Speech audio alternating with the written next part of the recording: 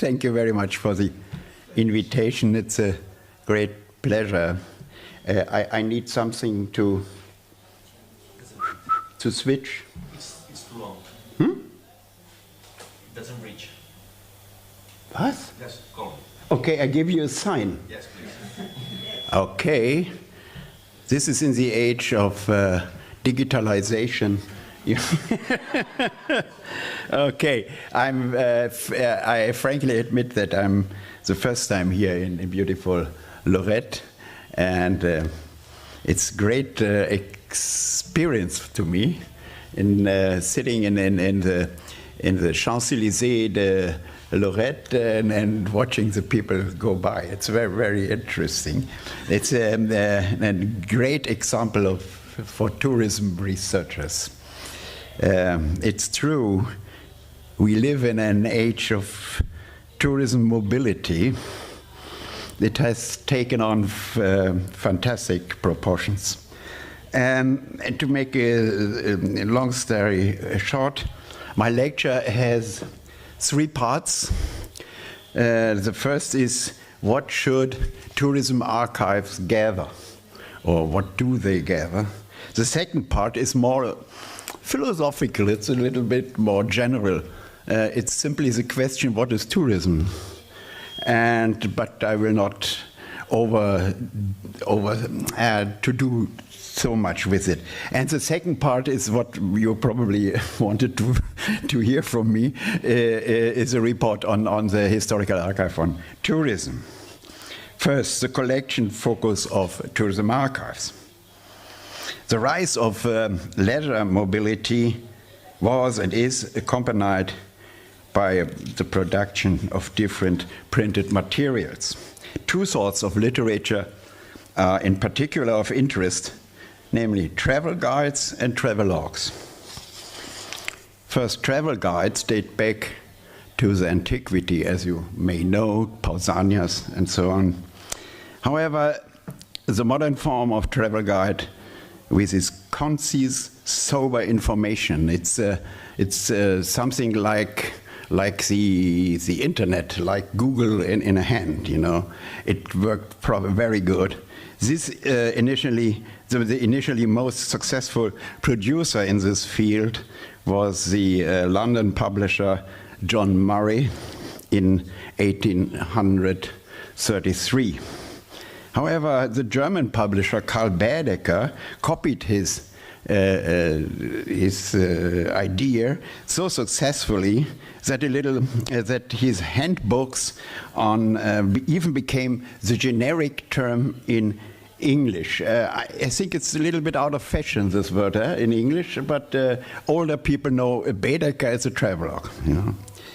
The reliable red books became a must-have for tourists, with precise maps and excellent information on means of transport, hotels, museums, festivals, eating and drinking practices especially, and tipping habits, and so on and so on. They provide a brilliant source for tourism studies or for studies generally in cultural history.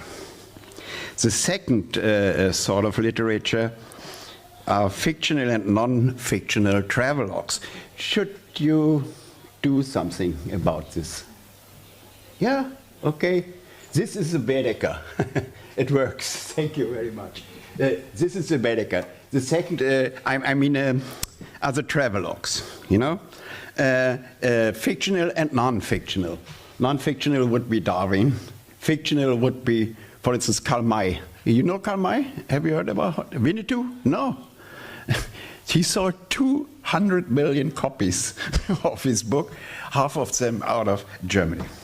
So this is, they do not serve the actual traveler, but the imagined journeys in the armchair, and then steered and produced imageries. Yeah? Here the boundaries to fictions are fluid. Countless novels consist of travel and adventures and travel adventures, such as Jules Verne and so on. They acted as a mental motor of tourism and provided tourists with images. As mentioned, both sorts of literature, of this literature, can be found in normal libraries too. They can also function a little bit as tourism archives. However, the printed productions associated with tourism are by no means limited to travel guides and travelogues. Two other genres are to be mentioned. Firstly, scientific literature on tourism, scientific literature on tourism. Research into the phenomenon of tourism began around 1900 and became established particularly first in German-speaking countries, Germany and Switzerland. Unlike fiction, this literature can only be found in libraries at universities, namely in the Department for Tourism Research. As tourism research is a practical-oriented research branch, it is used for training purposes, so older editions are often weeded out. This is very bad if you are interested in the history of science, like me. Here, Archiv für den Fremdenverkehr. This was in the 1930s, I think, the first revista, the first journal on tourism science in the world. And we have it completely in the shelves of our archives. It's very interesting. It's a personal hobby of mine to deal with the history of science, how a new science has been born, and you can figure that out with old literature of that kind. The second sort are the so-called ephemera, cheaply printed for instant use. This included posters in particular. Posters are often collected, rarely in libraries, but in museums. While posters are considered a genre of art, meanwhile, advertising brochures like or leaflets hardly have been recognized as such. These mass-produced leaflets are the most important ephemera we have, I think, in this area. They can be highly informative for research. However, no libraries and only a few museums and archives have flyers in their shelves. But I see you have here some. I have seen them downstairs. And finally, in addition to the printed material, tourism produces a lot of unprinted materials. We have seen films and here this photo albums and so on and so on. We just the archive in Berlin just received a gift of nearly 100 boxes, real big boxes of photo albums from an addicted tourist. This is very interesting material. Of course, in addition, various institutions produce material such as tour operators and local authorities. To sum up, all this travel guides, travel literature, older scientific literature, ephemera, and other unprinted material is object to tourism archives. And yeah, I shortened this. I come to the second point. What is tourism? Thank you. Given the economic, social, and cultural role of this leisure migration, it is astonishing that there are only a few archives that hold material in this respect.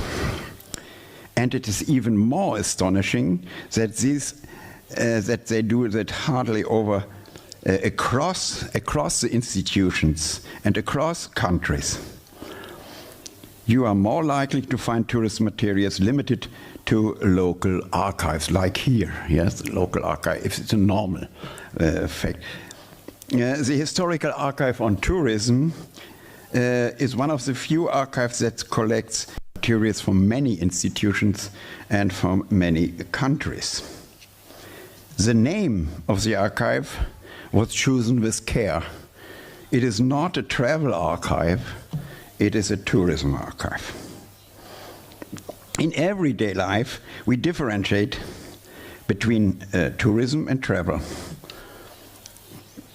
Travel is something bigger, and tourism is a subset of travel. During the corona pandemic, this distinction between travel and tourism even became law. Only mandatory reasons of traveling allowed to cross borders. Even though there are numerous empirical overlaps, tourism is a subset, a special case of travel. Nevertheless, this is often thrown into one pot. But we don't do this here. It is a very have you a light for me? No. Okay, it's okay. I'm a little blind, and and it's okay. Oh, this is great. Maybe it's greater. Yeah. Okay. Okay, it's very, very good. Research. I shorten this up. Research should keep in mind that tourism is a central element of modern society. Yes, tourism, as I call it, is an index fossil of modernity. It is at most 300 years old. Here I had the impression that you believe it started with the boom touristico. No, it's 300 years old. And this is not very much compared to 300,000 years of humankind. It's rather young, but not so young as boom touristico. It emerged in 18th century Europe as Europe became, got the civilization dynamics that decoupled it from the rest of the world for a certain time. It was debated under the buzzwords of progress and enlightenment. While some, with Voltaire and Kant, praised the ennoblement of the human race by this progress, others, with Rousseau, condemned the enslavement caused by this very progress. Can you give a new? Yeah, this is Rousseau, really. Yeah. Rousseau wrote, "Man is born free, and everywhere he is enchained. Back to nature demanded accordingly his followers." This word is not from him, but from his followers. This is precisely the root of tourism. A journey backward in time to a supposedly happy past. Yes. It led from the centers of civilization progress to the periphery, where the natural, the old, still rules.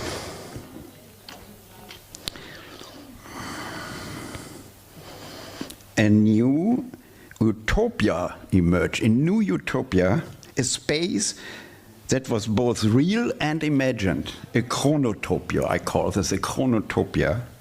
The focus shifted, the focus shifted from areas that previously have been avoided due to their ugliness and dangers, especially the Alps and the northern coasts. Here we have, I make this very short, this is Switzerland. Switzerland was a country of the poor hillbills. You know, it was an ugly country, very, very ugly. It was interpreted as an earthly paradise, a refuge from freedom and naturalness. At the same time, the first seaside resorts were built. The dangers of the beach became a refuge from the sickening civilization. So tourism bears in itself a criticism of progress, a criticism of civilization. And also we have the romantic relics of medieval castles, fortresses, and so on, which was once despised as ugly. The longing for nature in the past was previously limited to an intellectual avant-garde in the 18th century.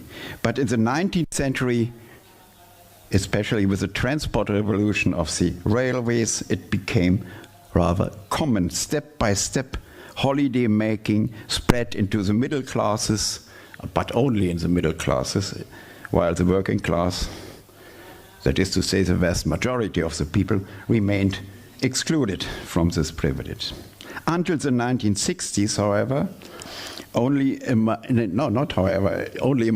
until the 1960s, only a minority in the industrialized countries could partake in tourism. Thank you.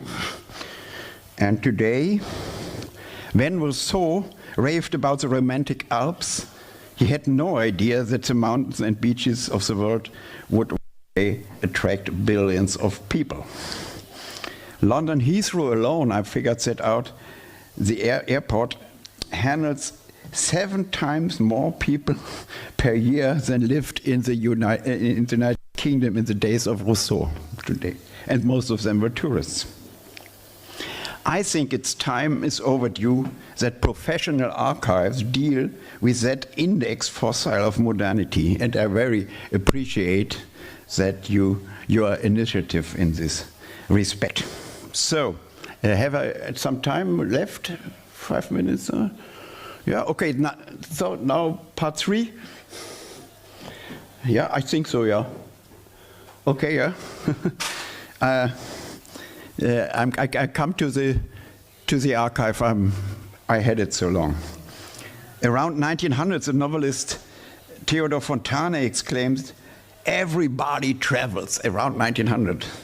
And he noted, "One of the peculiarities of our time is mass traveling." He said that around 1900.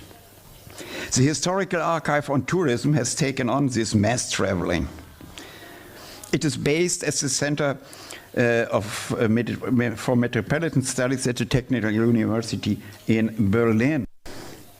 And therefore it is one of the many university collections in Germany that have long been neglected by the universities, despite their importance as research infrastructures.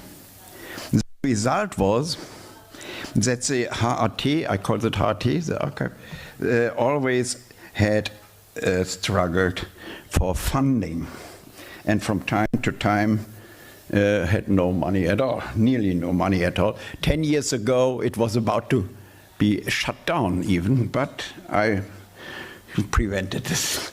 So this one reason of this problem. You see here, 1911. This was the first exhibition at all on tourism economies and tourism. It was called Fremdenverkehr. Yes. Okay. Yes.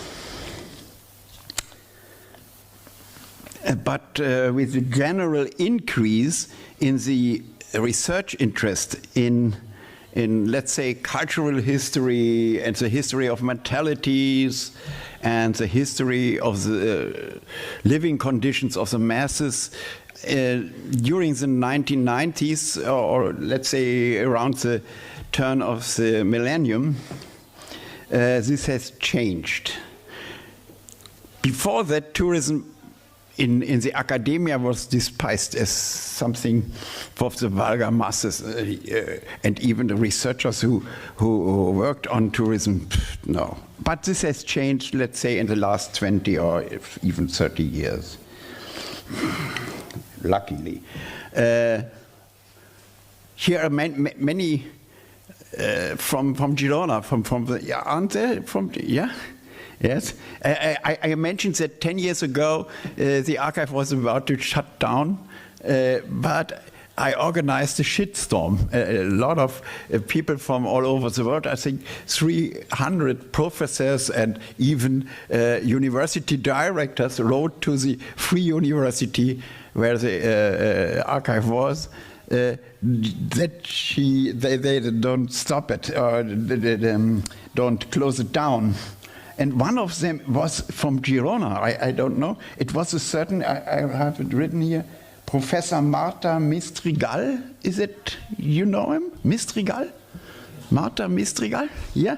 He wrote a perfect letter to the president of the Free University, among 300 others. But I picked that out and have it on a flyer. Say, how can you close that down? Very good. This was for Girona. I didn't know her before. So, still the archive lives. It was founded in 1986 on initiative of an historian, and it's a free university as well, as I mentioned.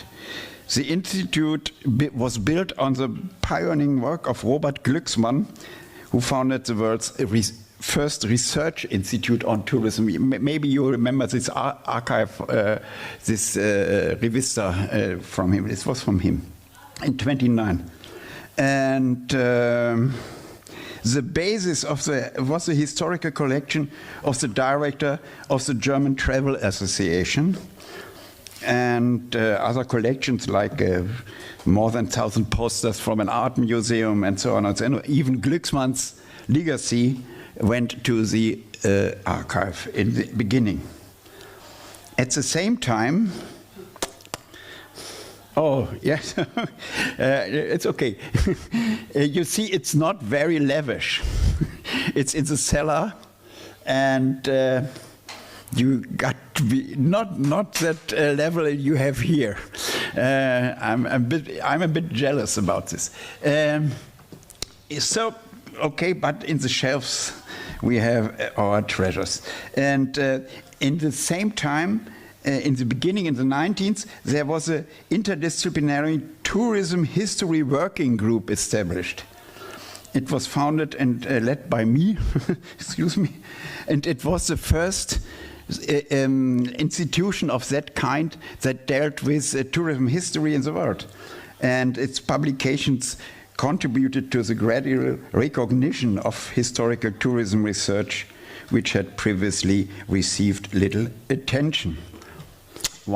Only one shot. You see this was the first anthology on tourism history in the world. It reads, zur Sonne, zur Freiheit, to the sun, to the freedom. It was an old workers' song from the 1920s. And the subtitle is Contributions to Tourism History. This was the first in the world. It was from 1991. The editor was Hasso Spode. So, the archive was also considerably expanded in the 90s. Above all, collections of some 3,000 books and magazines, as well as brochures and so on and so on, from a certain Franz Schwarzenstein, a leading figure of the German state tourism advertising from the 1930s, that means from the Nazi time, to the 1960s. And another big collections of that size given to the archive. They are still the fundament of the collection. Then the institution was, as I mentioned, was about to be shut down, but it found a new home in the Technical University nearby. And over the past 2 decades, the HT has developed into an international hub for historical tourism research. So visitors came from all over the world, really. So I come to an end. In total, the collection comprises some 800 shelf meters it provides a cross-section of diverse proveniences from more than 100 countries since the 18th century.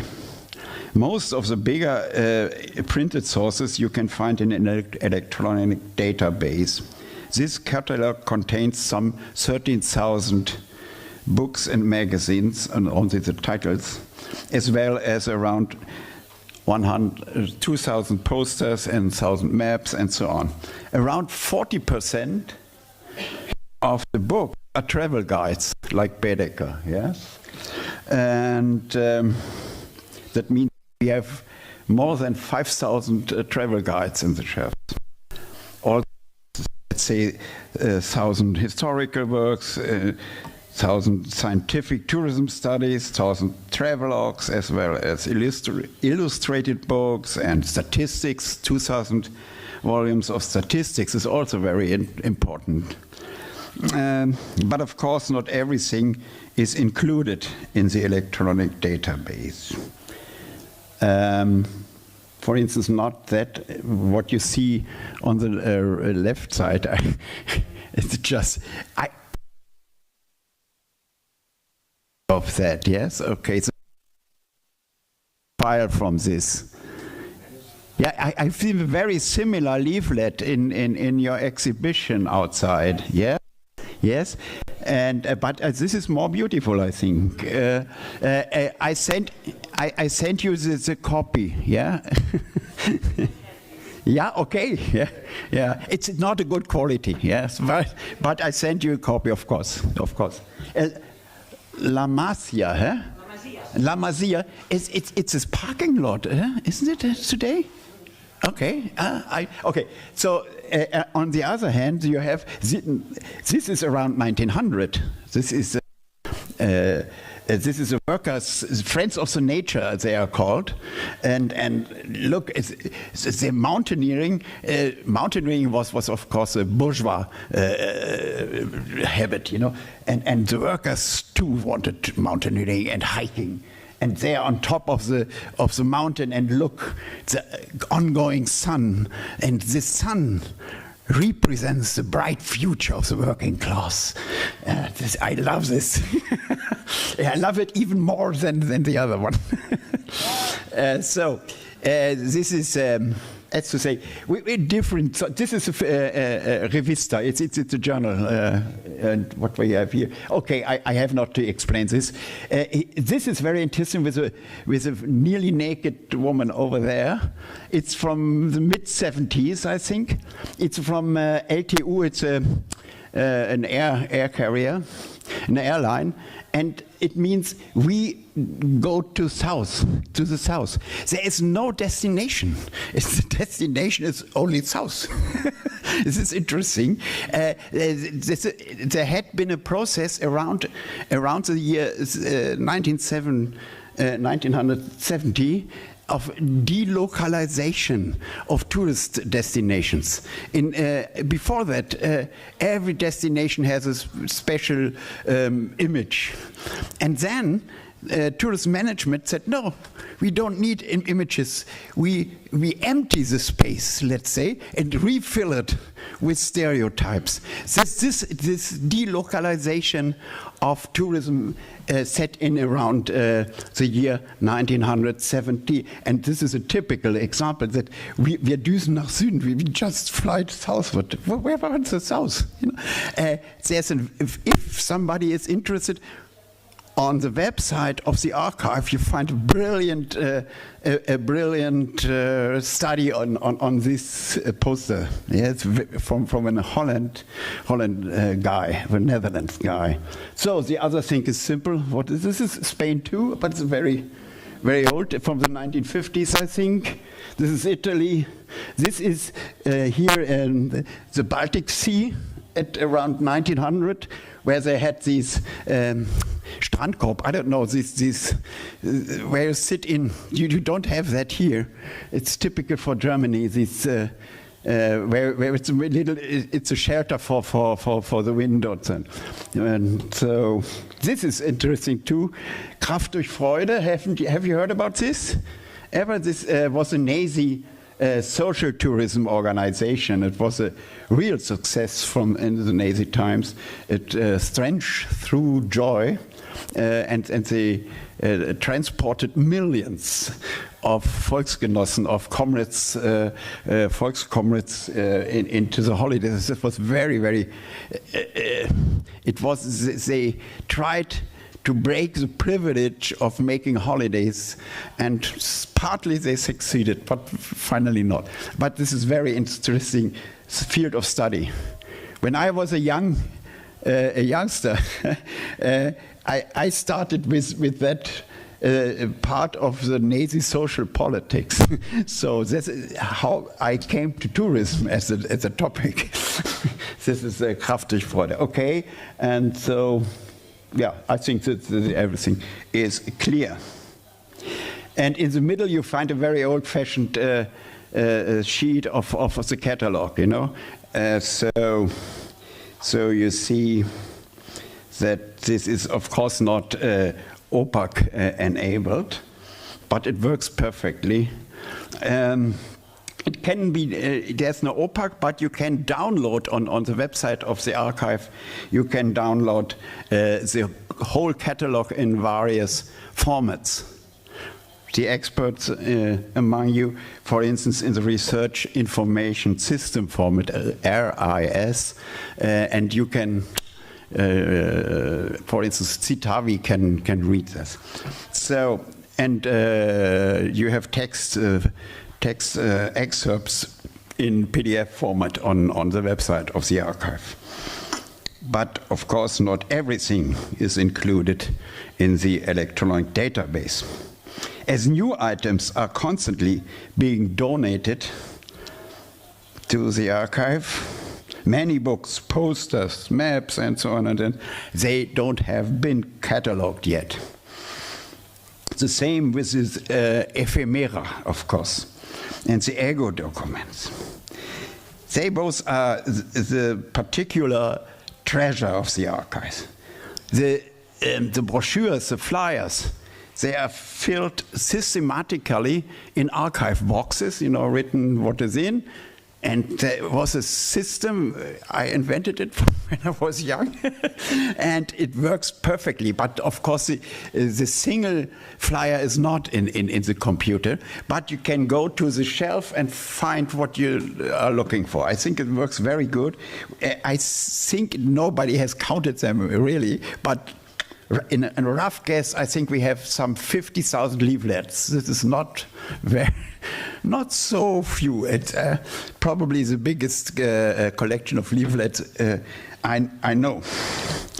And the leaflet started to inform you in the 1920s. Also before First World War we don't have leaflets, but from the 1920s to today we have some 50,000 leaflets, including that, La Masia. I'm not sure, maybe it's even a poster. I'm not sure. I look at the catalog, yeah, and I sent you a file of this. Okay, I'm come to an end. The ego documents mainly include, of course, photo albums, as I had mentioned, but also handwritten travelogues. It's very interesting from the Kaiserreich, from the imperial times before First World War I, where they had those written travelogues in another writing. It's very difficult to write. Sütterlin, you know that. Okay, and so on. And many of this material, which is not in the catalog, in the electronic catalog, is still undiscovered, you know. For instance, the legacy I mentioned of 100 boxes of photo albums and so on. So, taking the cataloged and the uncatalogued materials together, there are many treasures that wait for diligent explorers in the archive. Thank you. Thank you for listening.